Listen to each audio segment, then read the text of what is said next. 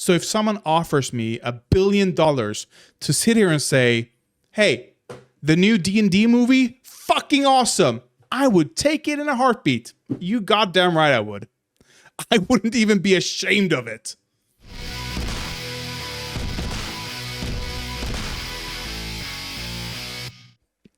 The VFX artist reacts started with Sonic. This is the first VFX artist reacts video. I'm gonna have to be careful here because they're more litigious with streaming than they are with video. Is that why? But yeah, still.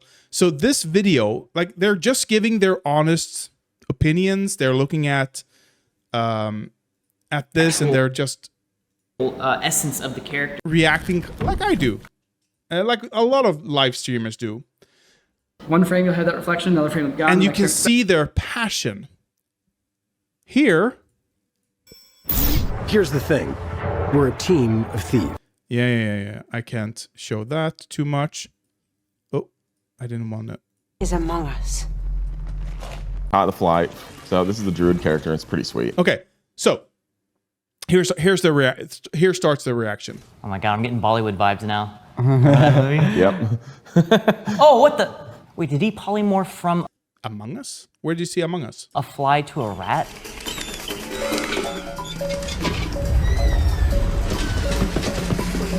Oh, that's really cool. That's a great idea. Actually, yeah, wow. That's was a pretty real like sick. D&D game idea. See, this is what I'm saying. This movie is like so dope.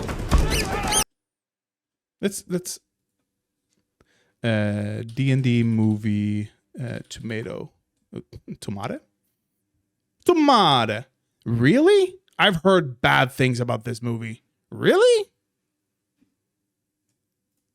Like, have anyone talked about this movie since it came out?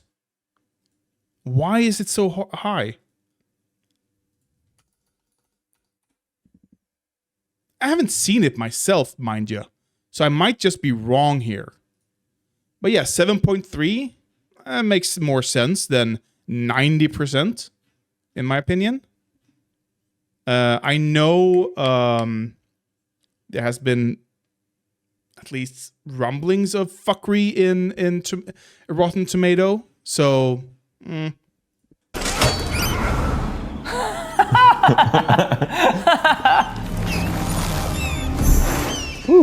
That was cool. Yeah.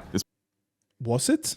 I'm not seeing anything that's cool. And also, notice, they're not critiquing anything, are they? They're saying, oh, that's cool. They're not giving insight. Pretty sweet. Also, this hasn't cut yet. This is all still one take. Yeah, that's pretty Yeah, because it's all CGI. You can do a one take pretty easily with CGI. cool. Isn't it weird that we've arrived in an era of filmmaking where we have oneers which aren't about not having any cuts? It's not about like, oh, I got a long take. It's more about this real time just playing out of a scene Yeah. without edits in it. Oh, there's lots of polymorphs going on. Interesting to go to the shadow to like not have to deal with the morph from the cat to the human being. Yeah. It's like, let's just pan over here, show the reaction. Okay. Like, yeah, because a morph from a cat to a human is jarring. Like, if you've watched Quarter Crew, you've seen the recent videos, you know why. It's hard. It's really it looks really bad.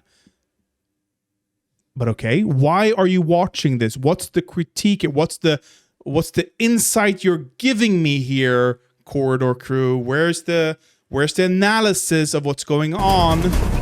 I'm just seeing you guys So like, react to a movie. A lot of dice rolls they passed right there. That's Yeah. a lot of dice rolls. Okay, and so now, like obviously okay, this scene has a ton of CG, but a ton of it's pretty much all I CG. think there's like two parts in it that I think are kind of clever with kind of blending the two. I think the first one is that moment where it's the And here's where when I went, oh, they're struggling.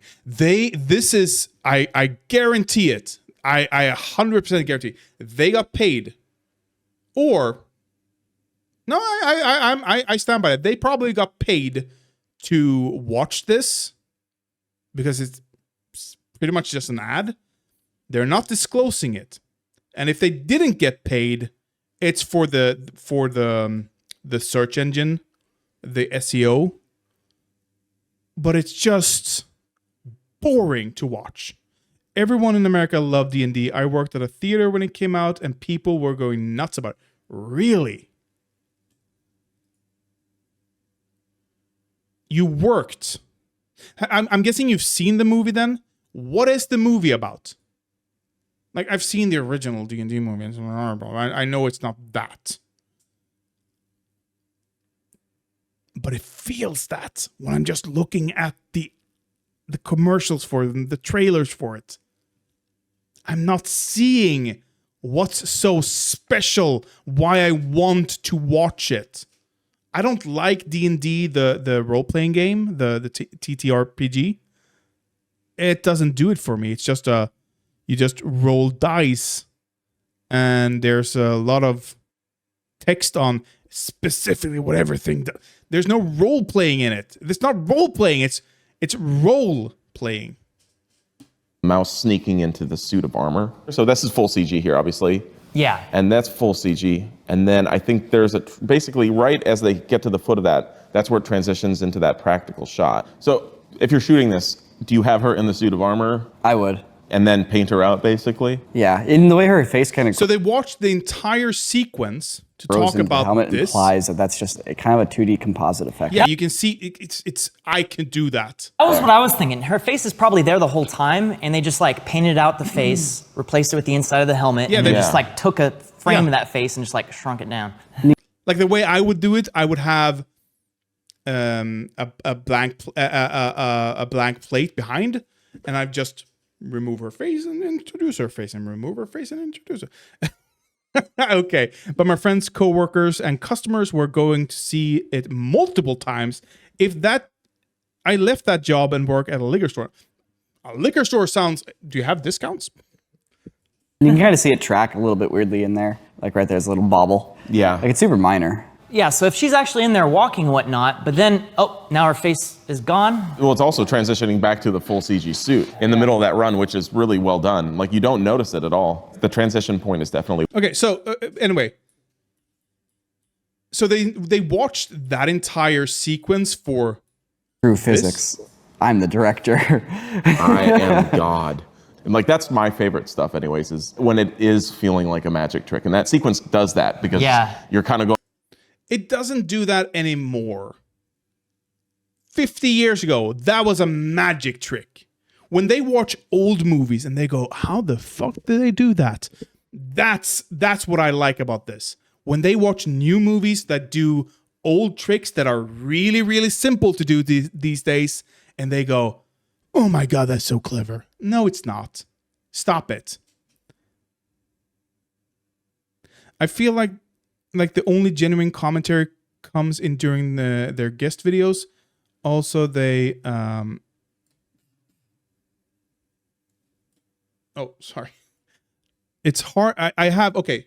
So this heart, I like it. I can press it and I can see the little things popping. I like that. That's a good addition. See, you like that too. But this heart now covers what you're written here. And I don't like that. Also, they cut a lot out and post it to the website. That is true. And I don't mind that at all, actually. Being able to review music videos and stuff like that, which you can't do on YouTube. You notice it too? Yeah, it's annoying. YouTube's going to have to do something about that. You're going to have to be able to move it, perhaps. Something's going to be done with that. But yeah, this is really low effort. How do we get from A to so speaking about... If it's not payola, it's even more embarrassing, in my opinion. Fun topic. We've covered this. Here we go. Oh, okay, here we go. Here comes genuine reactions. Get ready. I think this is a genuine reaction, actually. Oh, here we go. Here we go. Wait, is that Bradley Cooper? Yeah. What the? What do you mean? Is that? It looks exactly like Bradley Cooper. A top left would be much better, much better. So this is just a they just split the screen. This isn't as clever as they did in Lord of the Rings. That shit is mind-blowing when you realize what they did. Mind-blowing. This? Two.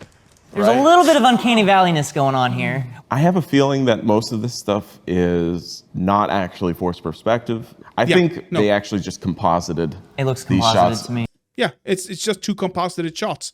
He has a large chair that he's sitting in. That's it. Yeah, very well. What Completely different on the set with Michelle Rodriguez. very big and look at the detail on that No, chair. that's a real chair. Wait, whoa. That's Oh, Gwen, this is Holga. wait, whoa. Well, that's the shot that we can tell. So look at how her arm is over the chair. Yeah. That's a big chair. They're comping her arm over the chair. Are they? I think that's a real chair. I think she's just resting her arm on it. No. Yeah, it's just that.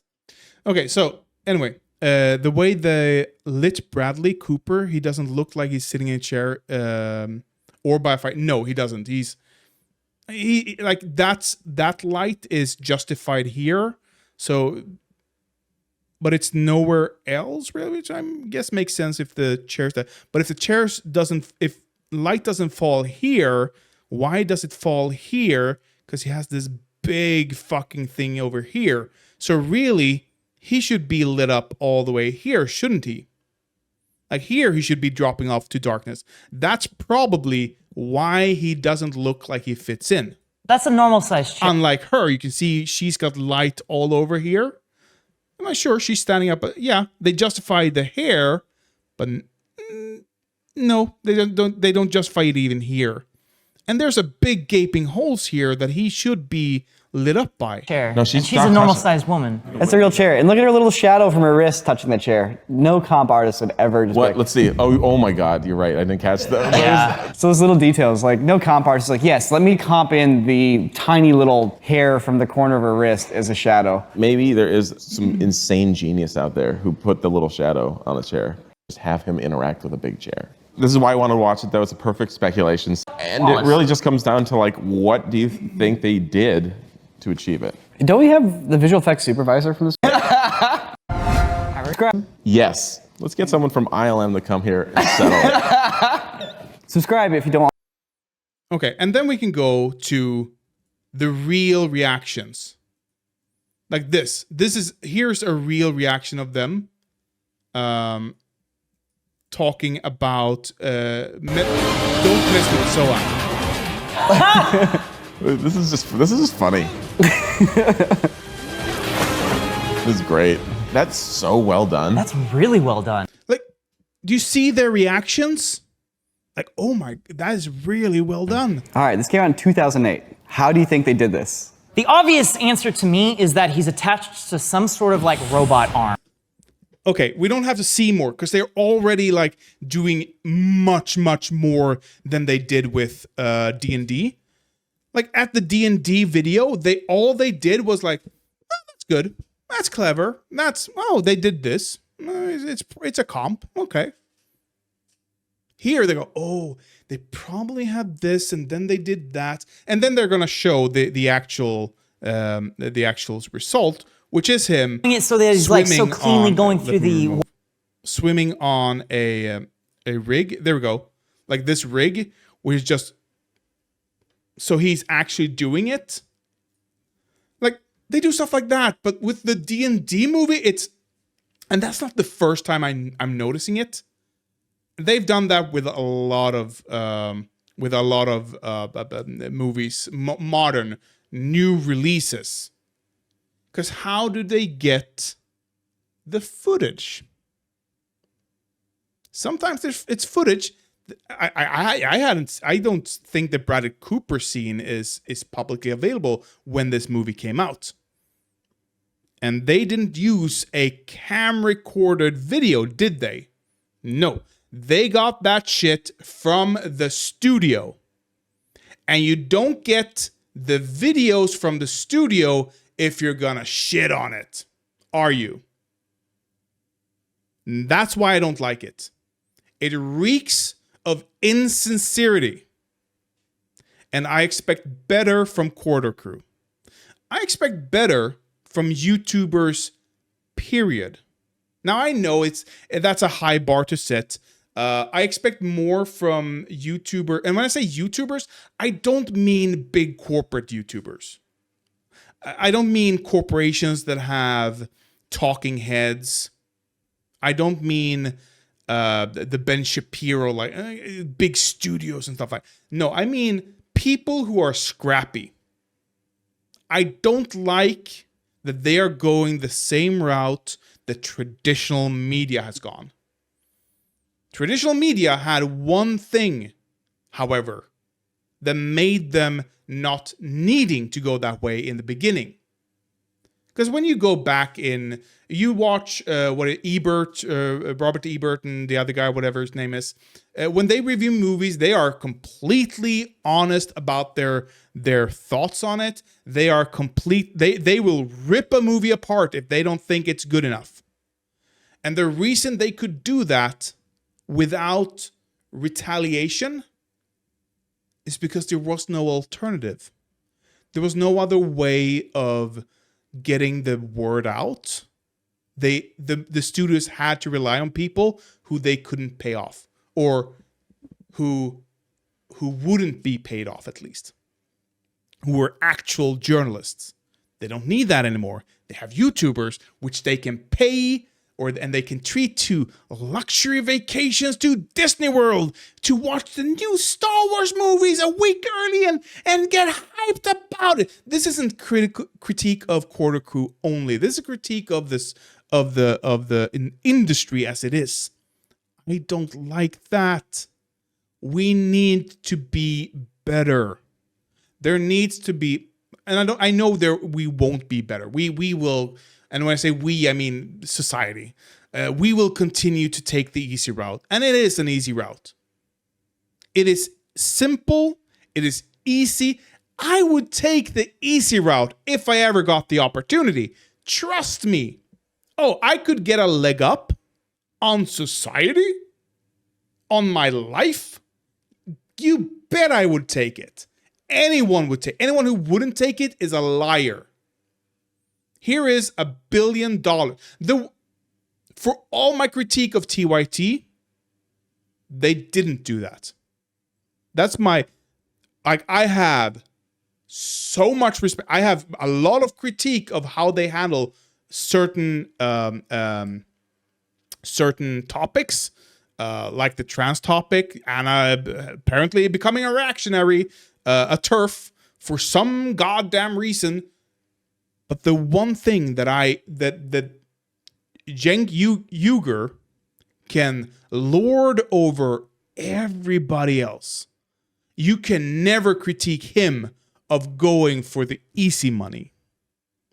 He turned that shit down. He had an MSNBC primetime show. He was killing in the ratings. They wanted to silence him because he wasn't playing ball, you know? He was actually calling out the politicians. And he did it his own way, apparently. So according to him, I haven't double checked it, but I don't have a reason to deny it or to question it. Apparently, in the beginning, when he started at MSNBC, he took their notes to heart and he listened to it. But when he could see the ratings go down, and when he said, "Fuck this, I'm gonna do my own thing," and he still had some time on his contract, he did his own thing on air, and he killed it. He absolutely killed it, apparently. They gave him a weekend spot for more money and less time. They were trying to bribe him to shut the fuck up. But he didn't. He said, fuck you, I'm leaving. Now, I could never. On the other hand, I don't have a successful YouTube. Like, there's difference. Me struggling to stay, like counting the pennies each month to oh, if I don't go out this weekend, if I don't see my friends on Friday, if I stay at home, if I don't buy that thing, I can save up to buy this thing. Like, I have that. So if someone offers me $1 billion to sit here and say, hey, the new D&D movie, fucking awesome, I would take it in a heartbeat. You goddamn right I would. I wouldn't even be ashamed of it. I wouldn't like it. I would hate myself, but I wouldn't be ashamed of it because I need that money. But when you already have a successful business like Corridor Crew does, why? I know they want to be, they want to work on no, they don't want to work on studio projects, actually. They want to work on side projects for the studios. Like they've done their own, I want to say Lord of the Rings. Was it Lord of the Rings? I believe they did a Lord of the Rings movie or video, or short movie. They did, like, they've done game movies and stuff like that. Like, they want to work with the studios, with their IPs. I get that. But do you need to? Is it worth your soul? Really? Are you struggling that much? Right, the lighting, he doesn't flicker. Or his lights don't flicker. Like, he's moving here, they're moving. It's a warm light, but there's no flickering here. Wait, does she flicker?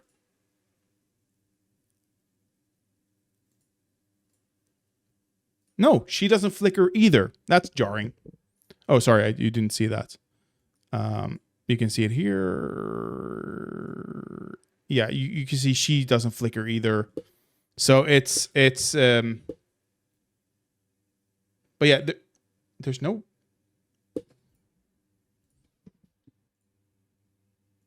Yeah, so okay, so the whole scene is apparently lit with LEDs, because you can see here in the wood, it doesn't flicker. This is supposed to be the fireplace. I think it's probably about connections. Yeah, exactly. It's they want connections. They want to be inside. But I think that's the point of YouTube. That's the point of us being scrappy here. You don't have to be on the inside to make something amazing, or to make something good. They have pull so they can reach out for footage, and they can get a bunch of comments asking them to react. Yeah, but I'm saying they shouldn't. It's bad because, like, it's nothing special. They didn't do anything amazing here that's worthy of being reacted to. They've reacted to the things they saw in the, or they critiqued, or they analyzed in the movie. They've seen those things a million times. This is nothing new. This is regurgitation. Regurgitation? Is that it? While Don't Mess with Sohan, the way he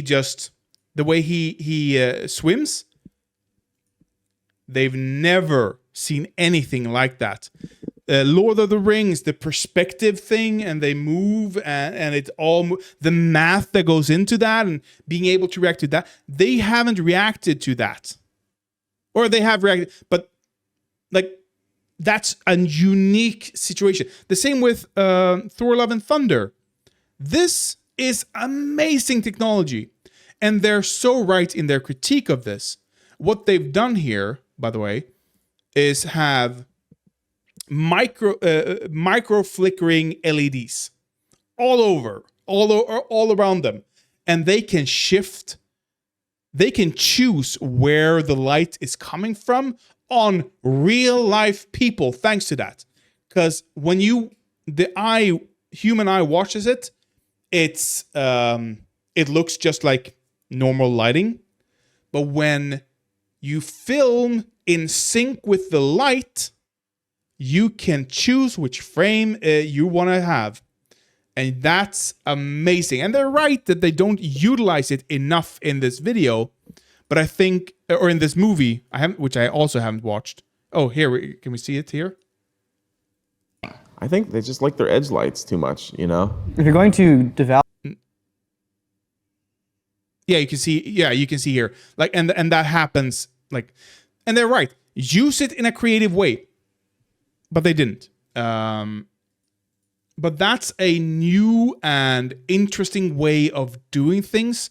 And here, the Ten Commandments, they're going back to old movies. I like that and how they do that. It's all very interesting. And when I see something, especially when it's up front and you know it's just for clout, it's just for, oh, we have connection, we could get this footage and therefore we put it in here and people are going to watch it because they want to watch the D&D video and blah, blah, blah, blah, blah. It rings hollow for me. It's empty. It's soulless. Yeah, it ruins their brand. When I hear them critique something, I want to know that they are telling me what they really believe. Now I have to question that. And as I said, it's not the first time. This has happened. Let me. Hey guys. Shut up. This has happened before. Let me see if I can't. If we can't go back. Playlists. Not stunt women. And I understand when they have a person next to them who worked on it. But they can take critique. These guys, and that's what I respect about them as well. They know how to critique something without being mean necessarily. Like the first critique with Sonic. They were mean, but they also correctly said, this isn't the artist's fault. This is the studio's fault. They put too much pressure on the technical and the artistic side. They chose the design, and the artists just have to live with it. It's not their fault.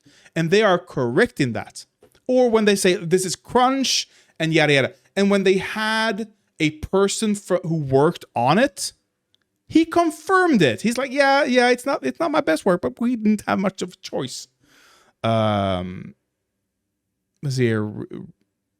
I've noticed this too in a lot of videos. Sometimes their crew moments feel very scripted and forced now, where they used to feel like, yeah, it used to just be here's the behind the scenes, and now it's meticulously thought out. It's scripted. It's not scripted as in we're gonna say X, Y, and Z, but it's and then you're gonna come in and you're not gonna be happy, and that's fine to do in moderation, but it doesn't ring true. The point of YouTube is to not be television, to not be scripted. You can't be scripted, to be authentic. And you can always tell when they try to shoehorn it in. But let me see here. I want, because I remember a worse. The React show. Okay. Oh yeah. The Avatar 2, like reacting to this sequence alone. When I watch this, I'm not blown away. This is why I watch Corridor Crew. This is why I watch VFX artists react. It's for a moment like this. Because when I watch this, I'm just enjoying the movie. I'm just, hey, that looks nice. I'm not reacting to. I'm not noticing the CGI details here. And that's kind of the point. But these guys like, is that CGI or not? And the amount of analysis and the back and forth, and in the end, they're like, we have no idea. That is, or okay, not this video because they have the artist on, but you know, stuff like that's why I watch it, not for the here's an ad for D&D, please watch.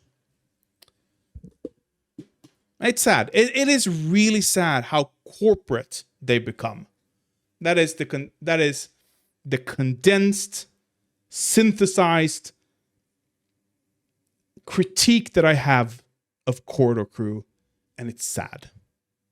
It is really, really sad to see. Especially,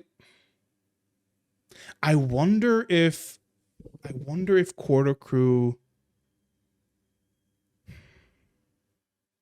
I bet you that Corridor Crew has bought into the neoliberalism of the industry that they're in.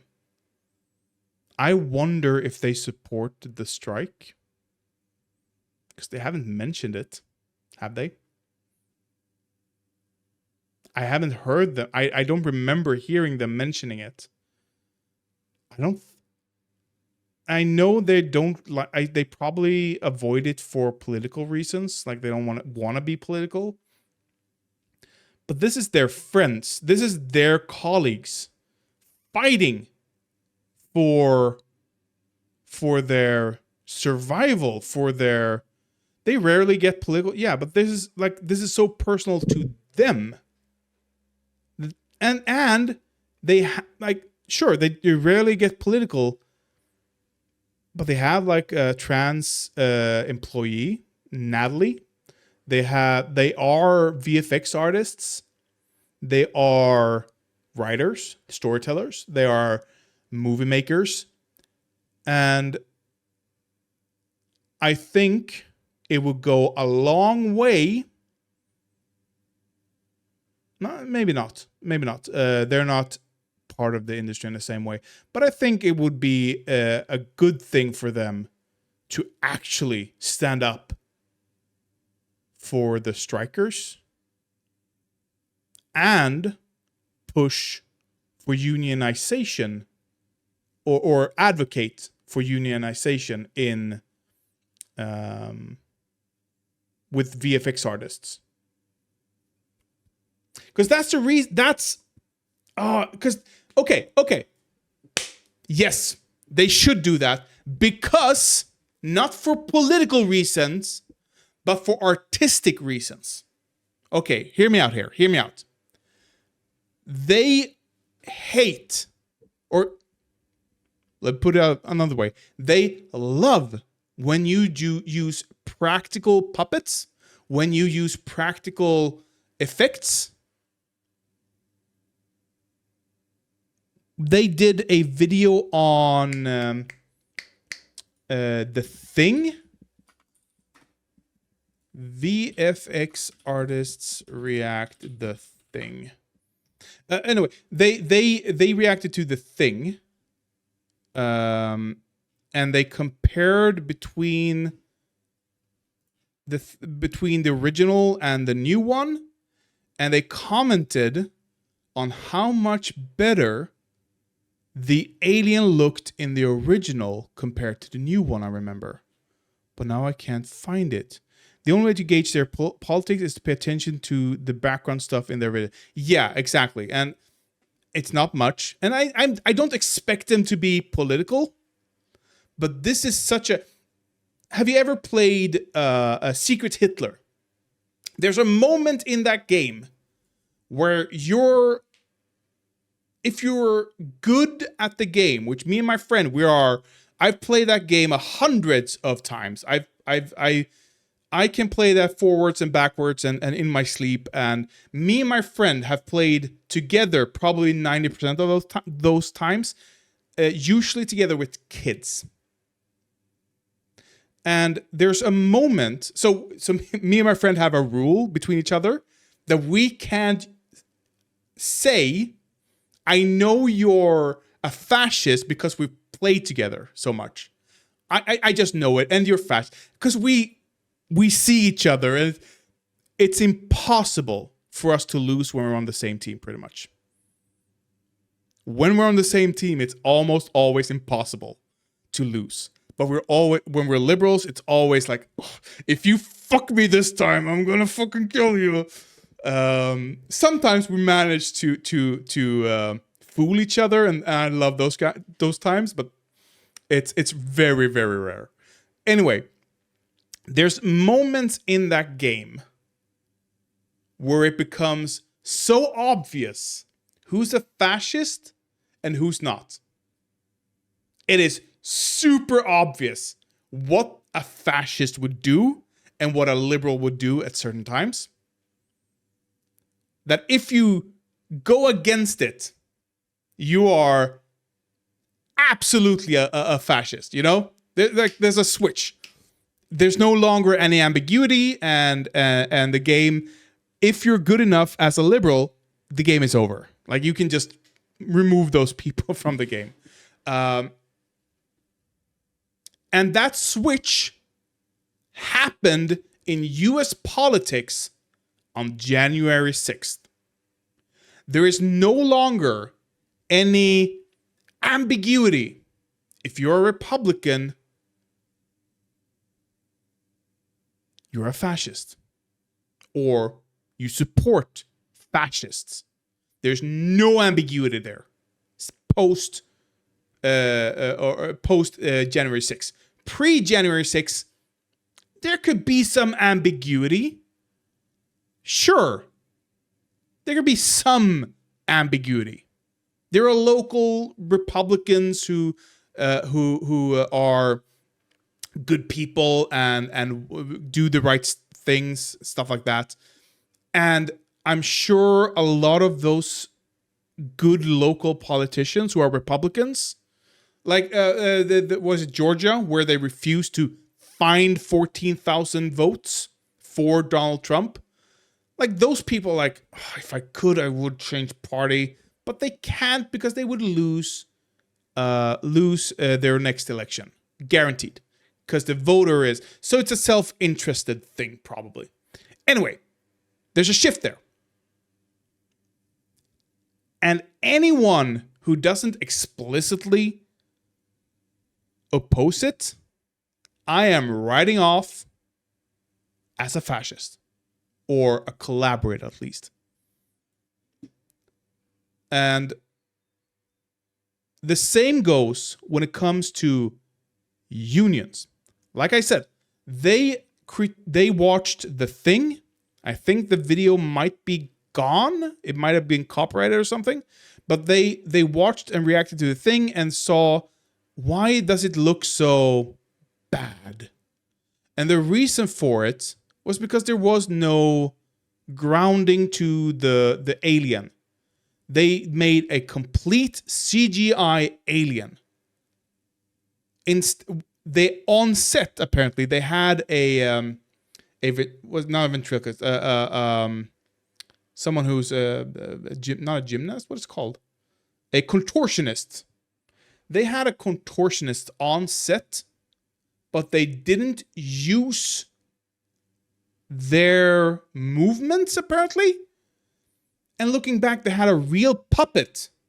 Looking back at the original movie, they had a real puppet that someone was puppeteering, and it just grounded it. It made it more realistic. The lighting was perfect, etc., etc., etc. Things like that. The reason that's gone, the puppets, and the reason you rarely see the combination of a puppet and a CGI artist or a CGI monster, like the pinnacle, not the pinnacle, the perfect blend between real and CGI, like the amount of effects, how real they would look, how real they would feel, how tangible they would feel, would go up skyrocketing. But you don't. Because puppeteers came up when unions were a thing. CGI artists didn't. So CGI artists got fucked over completely. And that's why studios like to use them. So in their own self-interest, it would be better for them, it would be good for them to support unionization of CGI artists. It would be so much better and enjoyable for them based on the things I've heard them say. But they don't, because they're cowards. Because they think we can't be a sliver political even. Not a sliver. Because that doesn't affect us. That affects them. The crunch, they hate the crunch. They complain about the crunch when they're watching these videos. They say, oh, it's bad because of the crunch. They had a very short time schedule to fix this, and the student didn't give them enough time or enough money or enough manpower, so they just had to throw it in there. Wouldn't it be better if there were a union that could say, stop, this is unreasonable, you need to give us more time, more money, more manpower. We can't do this without those three things. But they don't, because they don't need it. It's very selfish, it's very bad, and I don't like it. Yeah,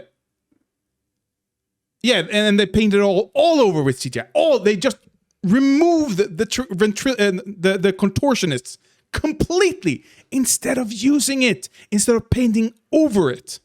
They completely just removed it. It's mind-boggling how stupid they are.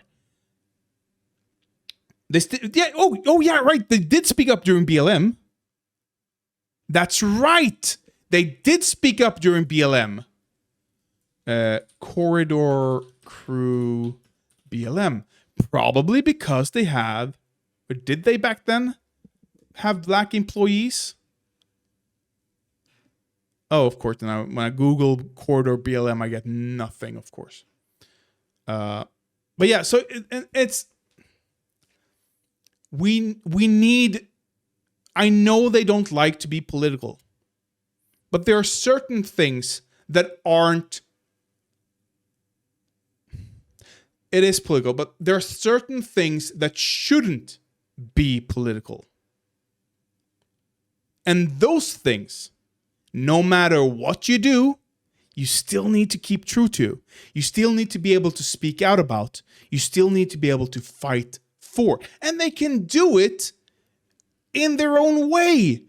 It doesn't have to be a video where they just talk about politics. Well, when they speak about this, when they talk about the thing and why it's bad, they could say, and this is why we need unions. Just throw it in there. Don't tell me why it didn't work. Don't tell me what they did wrong. Tell me what would fix what they did wrong. How do we fix the issue? They never go there, or hardly ever go there. They never go there with unions, at least. And that's it makes me look at them with a bit sussy eyes. I am. Yeah, it's bad. It is bad.